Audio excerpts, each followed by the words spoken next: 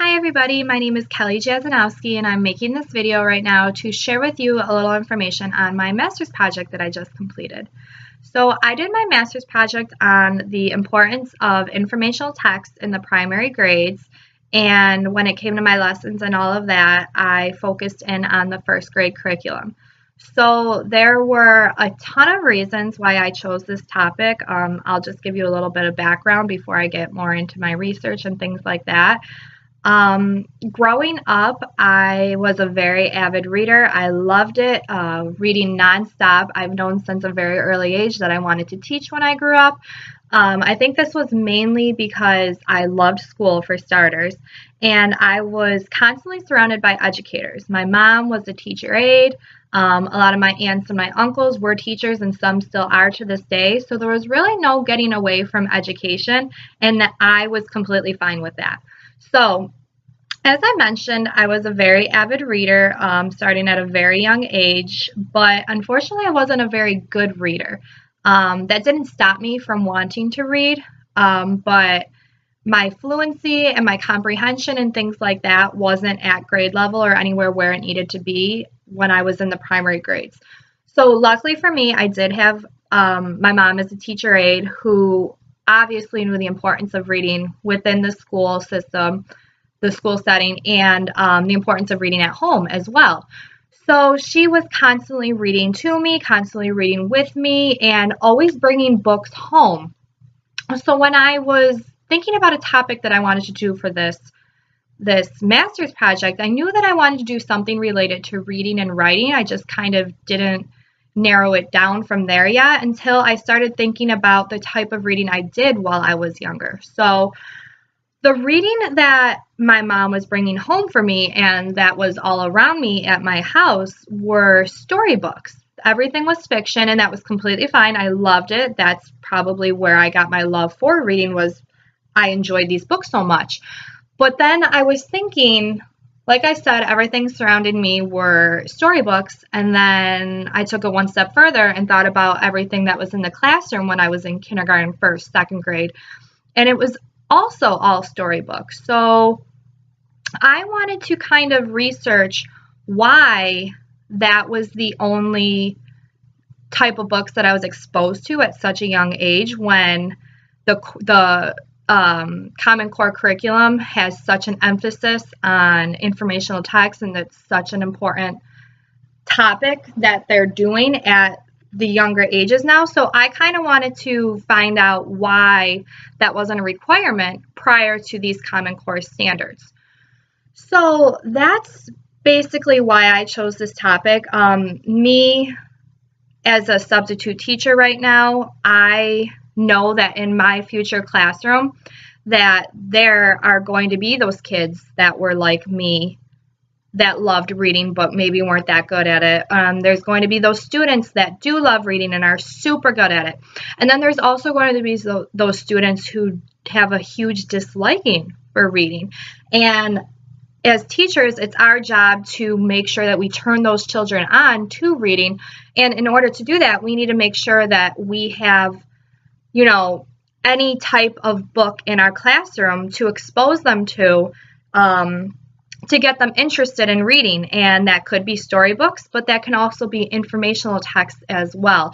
And unfortunately, when I was growing up, I wasn't exposed to informational text until the intermediate grades. And I don't see how that makes any sense, considering in third, fourth, fifth grade, you're expected to read these informational texts. You're expected to be able to write informational writing pieces, and it's kind of just thrown at you and you're not really sure what to do with it from there. So the earlier the exposure, the better. So that's basically why I chose this topic. It's something that I'm really interested in, and I'm also very interested in making those non-readers want to read and be interested in reading, and I think informational text can do that for a young child. So I found a lot of interesting information within my literature review research, And I just wanted to share with you some information that I found about informational text. I wrote down some key notes that I didn't want to leave out, so I'm going to be looking back and forth at some of my notes right now. So when it came to why teachers prior to the Common Core curriculum, why these teachers weren't really exposing young children to informational text, a lot of my research shared the same information, that the teachers found informational text to be more difficult and less appealing to children, which very much can be the case, but that's not an excuse to keep it out of the classroom. You know, like I already mentioned, I already know for my future classroom that I'm going to have a wide range of different types of books in my library, because no two kids are ever going to be alike. They need to be able to choose what interests them, and not all kids are going to like storybooks, and not all kids are going to like informational text. But that's why, as a teacher, it's your job to let them have an option to choose from. So when these teachers said that the informational texts were more difficult and less appealing, research showed that the informational texts provide information to answer any type of question, and at the same time that builds knowledge crucial to text comprehension. And that's all expected out of young children as they get older. And if they're not exposed to this type of literature, then they're not going to get that type of knowledge that is needed to build this text comprehension. And it all starts with the teacher, with the way that you can't just throw them into something super hard. You start slow, and it's all, you have to find the just right books and things like that. And research also showed, which I mean, I'm pretty sure this is common sense, but I guess it's not, considering teachers were not using informational text in the classroom. In order to succeed in life, people of all ages need to be able to comprehend informational text. So this isn't something that just goes away once you pass the 3rd, 4th, 5th grade New York State testing or the Regents exams in high school. It doesn't just go away after that. This is something that you need in order to succeed in life. Informational texts are all around us, and the earlier we expose these children to it, the better that they understand and they comprehend and they know how to interpret it and things like that. More research showed that informational text exposes kids to specialized vocabulary, and it supplies them with the language that is needed to discuss concepts that they are learning. And research also showed that the vocabulary is obviously way different than, or the vocabulary and the discussions is way different than the discussions that you have when you are doing storybooks and things like that. Obviously, discussions prior to reading, during reading, and after reading are super important regardless, but the type of discussions that children and teachers are having with one another during a read aloud with an informational text is much different. The vocabulary that is being used and discussed is much different, and that can help the students in the long run.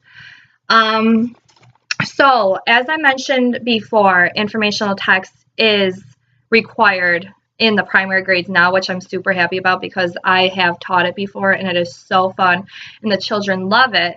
But prior to the requirement, teachers that found it less appealing and more difficult, and that they didn't have it in the classroom, these are different ways that you could get it into the classroom.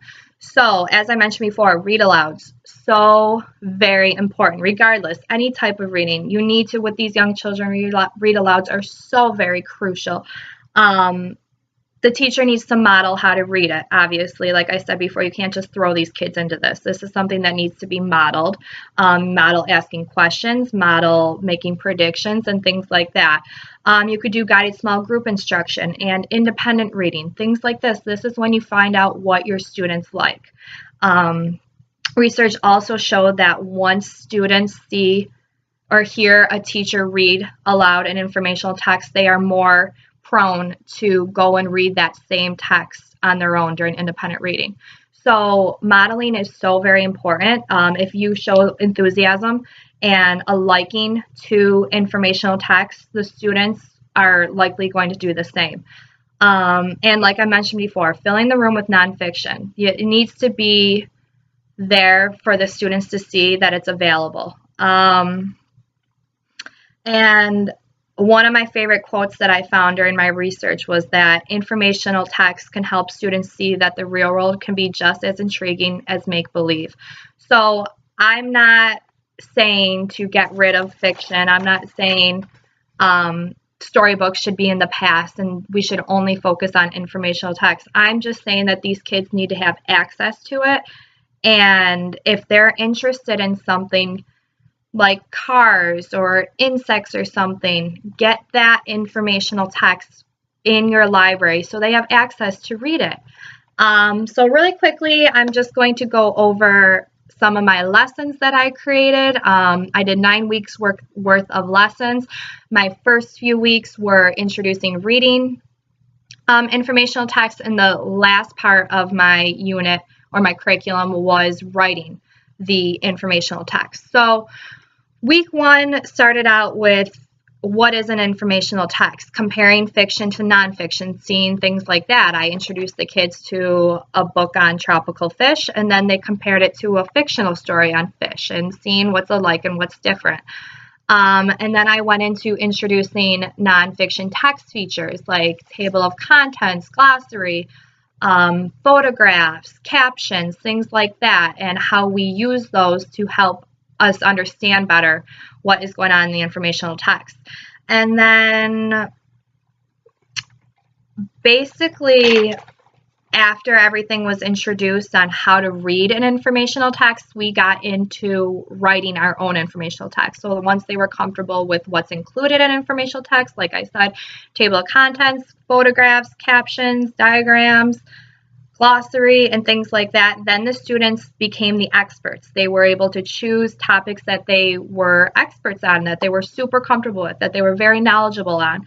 And I've seen this in the classroom, and the students love it. They become the teachers, and there's so much responsibility to it, and they absolutely love it. So I like to call them the experts. They're the teachers, and we're their students. So they learn all about what a good writer does, what they have to include, how to keep readers interested, how to keep them from getting lost or confused. And by the end of the curriculum, the students have that. They already learned how to read informational text. They know how to use the features, and then they transferred what they learned about reading informational text to creating their own piece. And it's a lot of fun, and you know, I've done it in the classroom, like I said before, and the students love it. I call them the experts. They're super knowledgeable on a topic. They're super proud about it, and then we have a celebration at the end. So that's basically my master's project in a nutshell. There's so much more information that I would love to continue talking about, but that is everything that I found to be the most important. So I hope you enjoyed and learned something new.